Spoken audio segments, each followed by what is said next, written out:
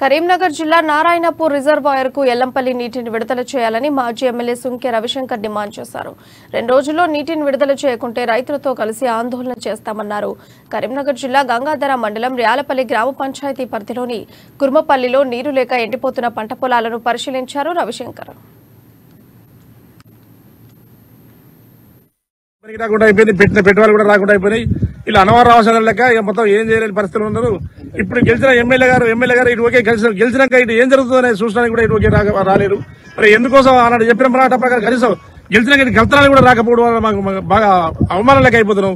ఇంత మంచి పద్ధతి లేదు. కొద్దిగా కూడా ఈ ఏరియా ఎక్కడ కూడా ఒక రైతు కూడా ఒక పడే పరిస్థితి లేదు.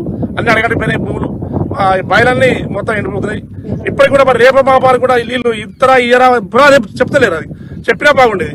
అది ఎవరికి తెలుసు, ఎవరు అడుగుడు ఆ నీళ్ళు అత్తయా పురా రావా దినంగా గడుపుకుండా మొత్తం ఇప్పుడు టైం అంతా అయిపోయినాక ఆ నారలు ఏం చేసుకోవడం ముదిరిపోయినాక పంట పడతాయి. అవి మళ్ళీ అట్లా మీద పడతాయి. అవు నిన్ను ఎక్కడ కాకుండా నేను సారు మాకు ఏర్పడతావి, మా దగ్గర సార్ నిడిచిపెట్టుకొని నీకు ఎత్తివి. ఇప్పుడు మమ్మల్ని ఎక్కడ కాకుండా చేతివి. ఇప్పుడు నువ్వు ఏ రాజ్యాన్ని ఉన్నావు ఏది ఫోన్ చేస్తే లావటవా కనిపించవా.